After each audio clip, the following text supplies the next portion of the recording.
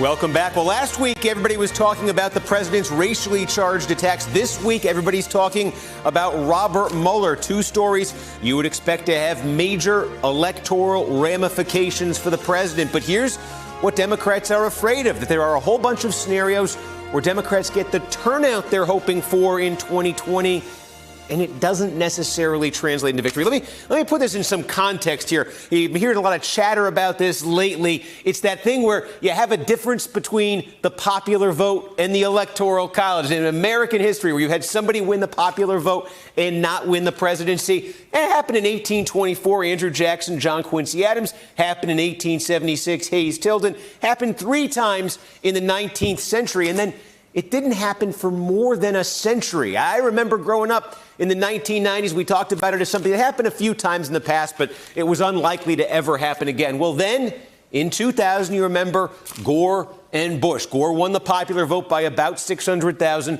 Bush won the Electoral College. So there, you had it for the first time in more than a century. And then guess what? In 2016, it happened again. And again, it was the Democrat, Hillary Clinton, who won the popular vote. Donald Trump, the Republican, becomes the president. Obviously, Democrats have not been too happy about that. And the possibility, this is that chatter you're starting to hear. Dave Wasserman, political analyst, you see him here all the time. Nate Cohn in the New York Times. They were both writing about this over the weekend. The possibility that what you saw in 2016 could happen again in 2020. Remember, Hillary Clinton won the popular vote by nearly 3 million votes in 2016. And what they're saying is there's a possibility where this electoral map doesn't budge that much, where the Democrats, they say, though, could even drive up their support for a state like Texas. Democrats don't win Texas, but maybe they could do better in Texas, but still get 0 electoral votes. Get more popular votes out of California, but it's already blue. Get more votes out of New York, but it's already blue. And then meanwhile, Trump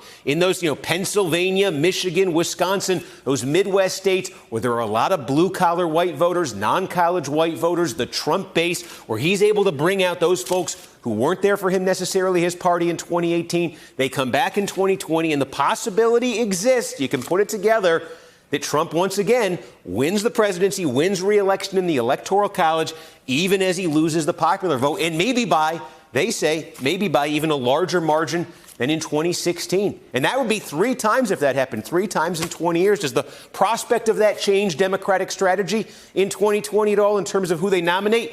And if something like that were to happen, obviously, what would that do to the Democratic Party? How would that affect American politics? And by the way, you could take it one step further if you just want to talk theoretically here. How about this? Let's say the Democrats won back Pennsylvania. Let's say they won back Michigan. There's that one congressional district, that Omaha congressional district. Clinton only lost it by 4 points in 2016. Let's say Democrats pulled that off in 2020 and everything else stayed the same from 2016. You would have the 269-269 tie. And then it would be kicked to the House of Representatives. Imagine that if the Democrats had won the popular vote. They got a 269-269 tie in the Electoral College. It goes to the House, the Democratic House, let's say Democratic-controlled House. But in the House, it's not every member gets 1 vote. It's every state gets 1 vote. And there are probably will be more state delegations controlled by Republicans than Democrats. And so the Democratic House would presumably reelect the Republican president who had lost the popular. You could play this out in some ways. If you think losing the popular vote, winning the popular vote, losing the Electoral College for the 3rd time in 2 decades would drive Democrats nuts, you could come up with even wilder scenarios than that. We will see how things play out over the next year and a half ahead. Hello, YouTubers. If you're watching this, it means you've checked out our channel, so thank you. Now do me a favor, subscribe by clicking on that button down there.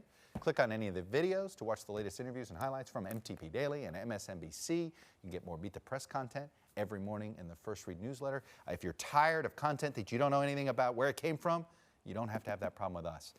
NBC News, MSNBC, MTP, and the Meet the Press mindset right here for you on YouTube. Subscribe now.